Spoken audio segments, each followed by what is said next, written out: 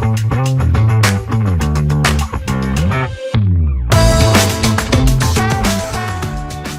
there, welcome to the Power of United Impact podcast. I'm Michelle Tucker, and I'm sitting here with someone I have known for quite a while now. It is Scott Walker from LifeWise STL. Hi, Scott. Hey, Michelle. Great to be here with you today. Thank you for being here. Before we jump in, I just want to remind people that they can access our podcast on any station that you would access podcasts, and then you can watch us on YouTube and Facebook. So let's go ahead and jump in because I would love for people to hear more about Scott. Let's talk about you first. Tell us more about you. Well, I'm happy to be here and happy to share. And you know what? We have some commonality, as we both know. We both came out of the corporate world into this nonprofit world we work in today. Yes.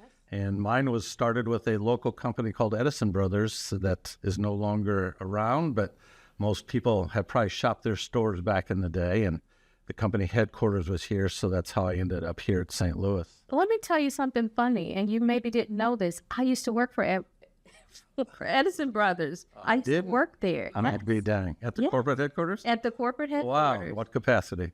Oh, gosh. I was a buyer's assistant for a number of years for Zeidler and Zeidler. Right. Yeah. I was director of stores for 579 and then Oak Tree. Isn't that crazy? That is. Never talked about that before. And that is typical St. Louis, a small world. Yes. Sorry to interrupt. Tell me more. You know what? From then, as that career ended, had the opportunities through being a volunteer and working at what was then Kingdom House, now LifeWise STL, and started my journey there. Gosh, like I said, I've known you for quite a while, and I know you've been out there working hard for the community and helping people for a very long time. I want you to tell me more about LifeWise.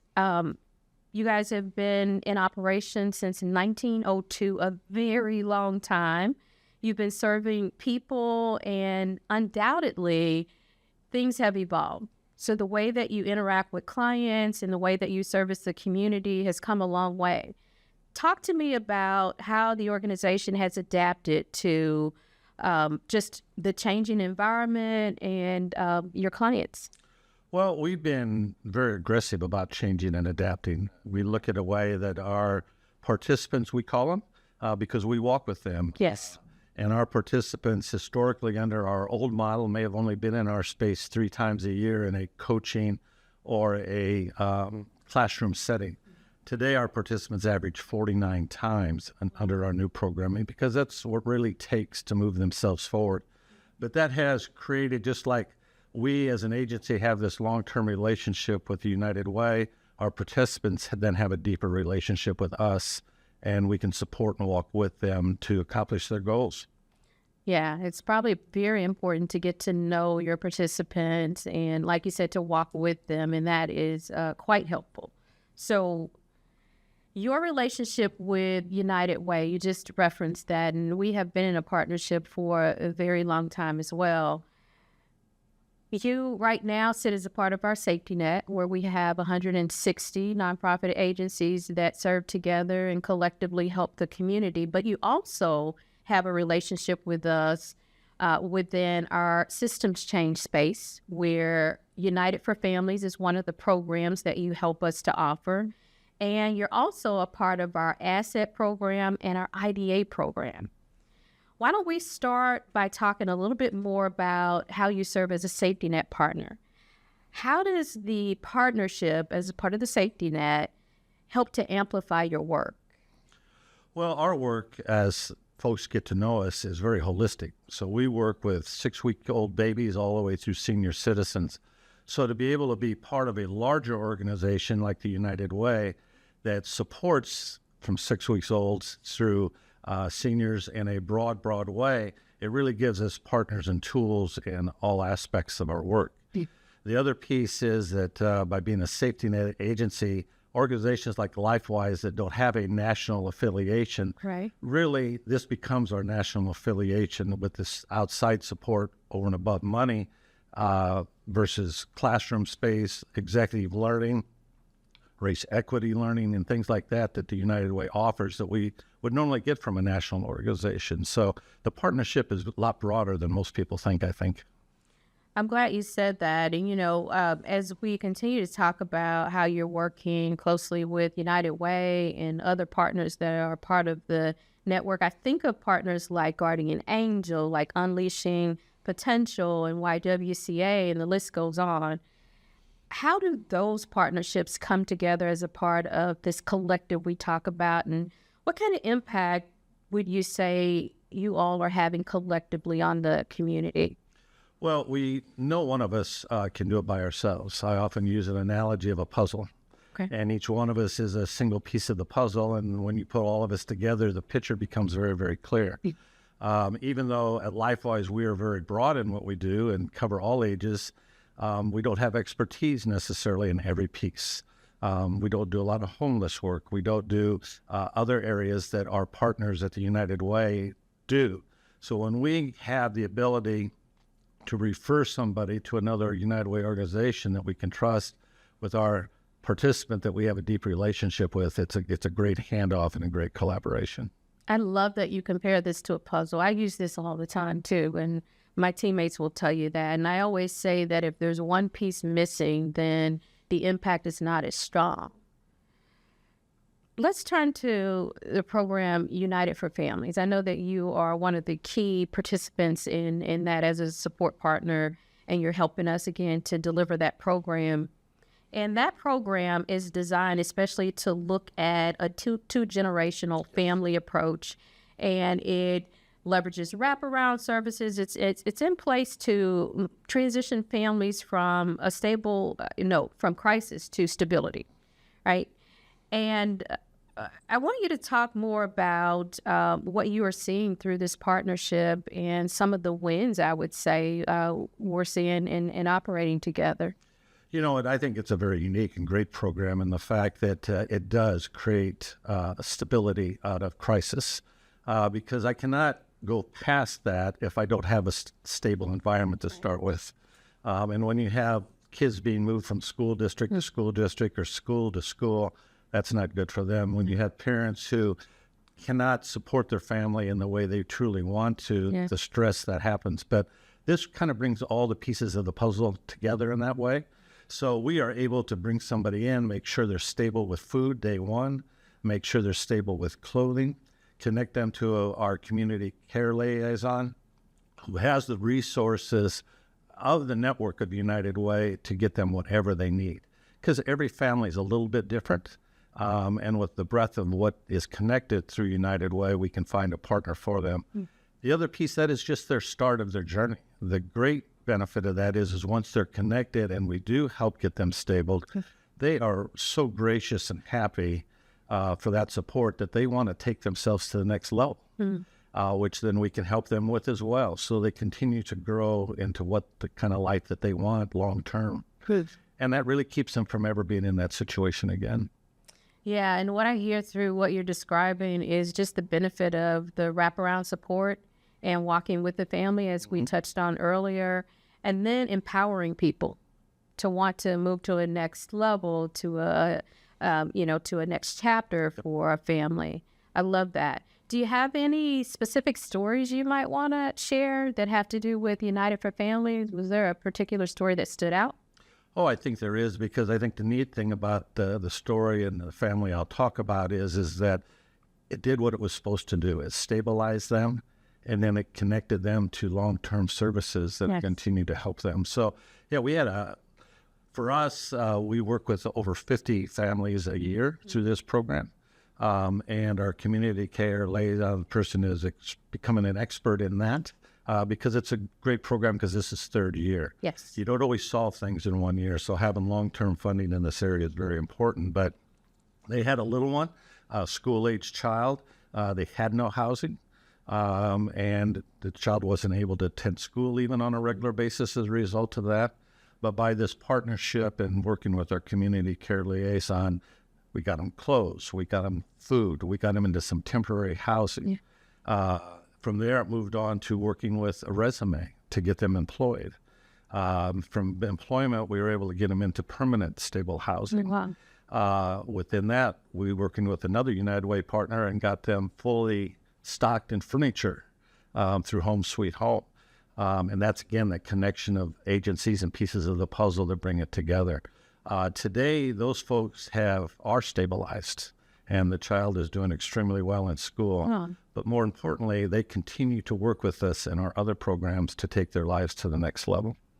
I love that story. And that's a great example of just the power of United Impact and working together with other partners that are in the network to provide services where maybe yours don't reach as far. And I say this all the time, mission creep is a real thing. I've said this before, but we want to stay within, sort of our core focus area as nonprofit agencies and rely on partners to help with that wraparound. And so that's exactly what is happening with United for Families. So thank you for participating as a part of that program. I'm thinking about the other programs that you partner with us on, like the Asset Program or the IDA program.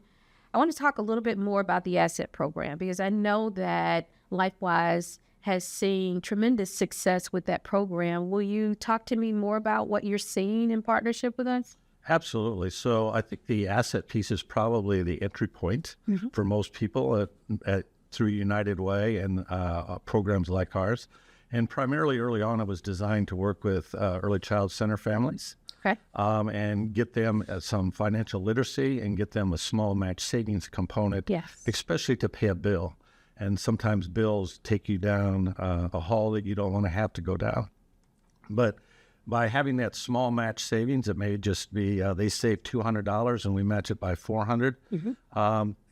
Goes an awful long way because what they learn along the way and the financial literacy and the budgeting that they learn really sets them up for long-term success. Yes.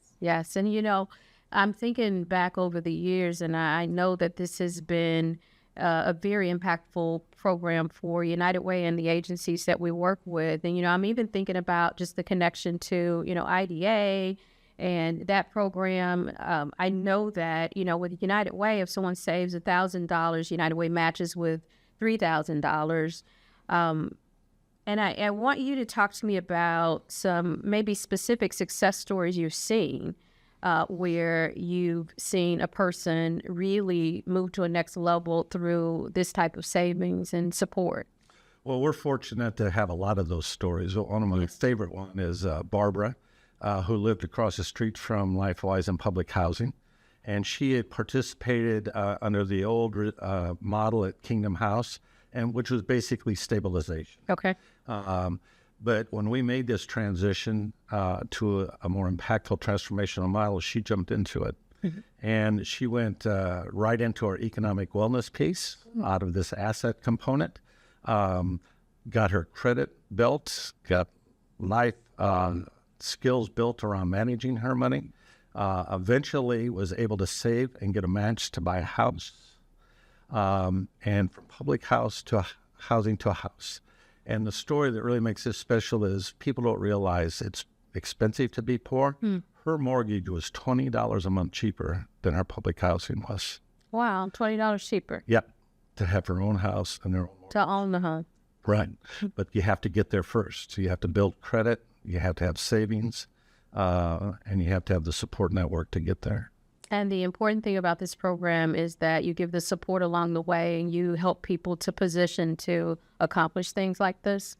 We do. So it's interesting, and to tell you how things are born. Years ago, the United Way had a program with City Financial, who had worked a summer camp around financial literacy with kids. And we recognized that we worked with those kids for years. We were a strong piece of that program, but we were sending them home to an environment that the parents may not have had that exposure and education.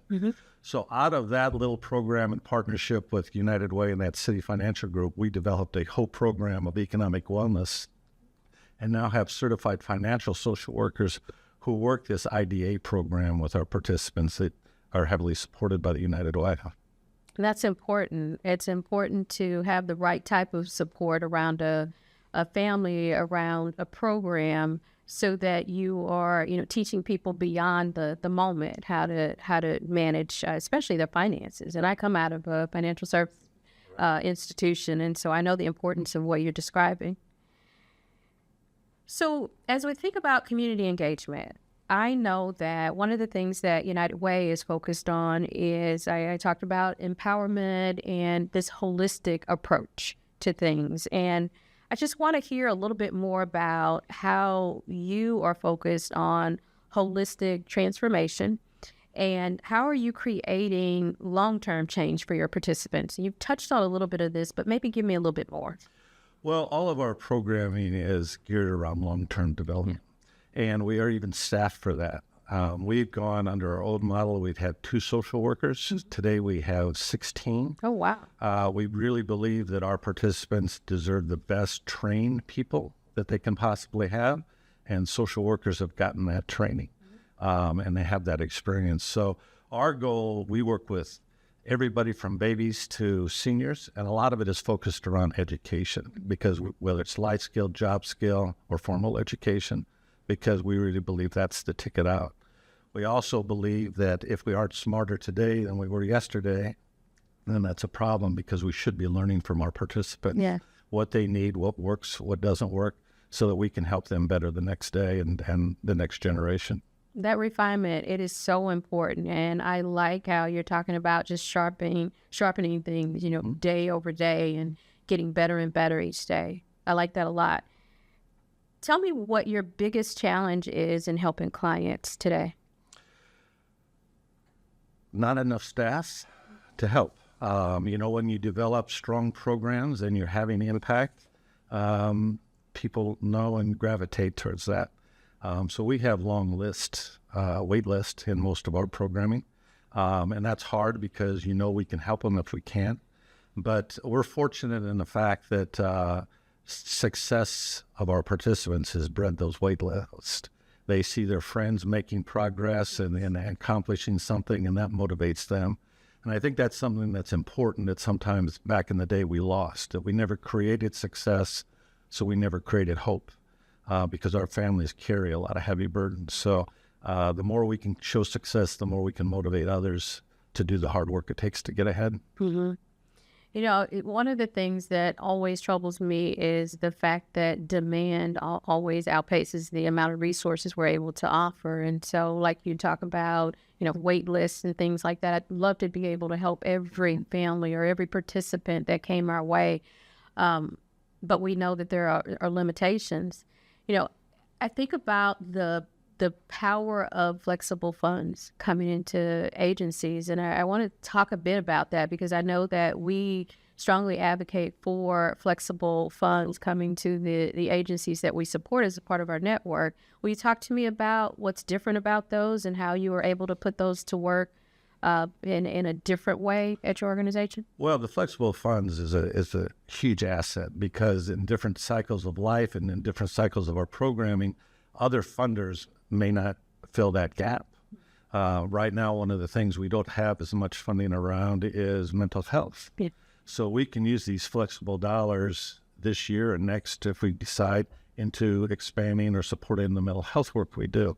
As we get additional funding in mental health, we'll be able to move those dollars to increase the number of little ones we serve through our Freedom School model in the summer, which is around literacy and reading. It lets you pivot and support the need in the community in a much more effective way. Mm. We shouldn't be doing programming for what funding allows. We should be doing what the need in the community is, and the flexible funds allow us to do that. Good deal. I'm thinking about flexible funding and funding in general and how that couples really well with volunteers that are able to come in and add people power to the equation. And I always talk about people power because it is so important that people step forward and sign up for volunteer opportunities or just knock on your door and ask, what do you need help with? We have the volunteer center for the regional area, and you all participate among the other nonprofits that are part of the agency network and outside of it. So any 501c3 can sign up and tell us about their volunteer opportunities, and people can jump in and say, I want to come out and help. And they can go to stlvolunteer.org to do that. But I want you to talk to me about the power of volunteers. Well, it's huge. I often say in the nonprofit world, if we were a corporation, we'd have a third more staff than we have, because we run lean for the dollars and the impact. So for us, last year, that was over 12,000 hours of impact. Wow. And it's been as high as pre-COVID 25,000 hours. So there's nothing that gets done in the agency that couldn't be supported or helped with by volunteers. Okay. So our success is very tied to the number of volunteers that we have and the impact we can have on the community. Mm-hmm. It's priceless, actually. And I love it when I see that, there are so many people going out there and mulling around on the volunteer website to just find opportunities, not only for themselves, but for their families. Absolutely. We have a big day coming up this year, and we'll send out more information to the community, but it's called Unite With Us Day. And it's where we are trying to mobilize as many people as possible into volunteer opportunities so that they can get out there and help to move the needle in so many areas that really need their help. Well, it's needed, because the reality of it is as we talked earlier, the dollar aspect of things doesn't solve all of it. There's always going to be a shortage of that, but there's not a shortage of opportunity to help. And whether it's little ones and their families or individuals with expertise, they can play a big impact on the work we all do. Thank you. Well, Scott, this has been a wonderful conversation with you, and I think that we'll go ahead and move to closing the episode out. I loved our conversation.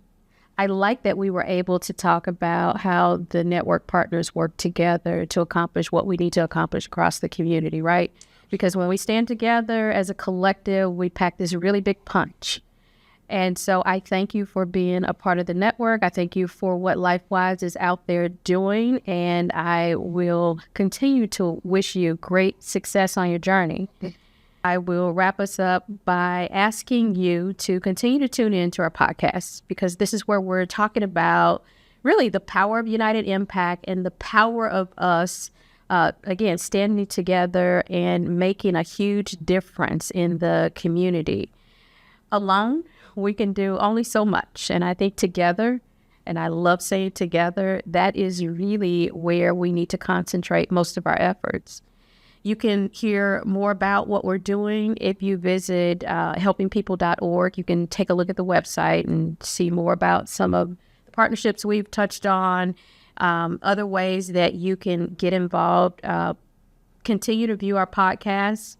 I just want to express a huge thank you to Scott again. And like I said, it's great to see you. And even though we've known each other for quite a while, I always learn something new every time we sit down together. And one being, we worked at the same company. It may have been around the same time. I bet we're going to find out. Oh my gosh. Well, it's been good catching up with you. Thank you for having the conversation. Well, thanks for having me, and thanks for all the support that my team gets from the United Way. Thank you for being a great partner. You bet.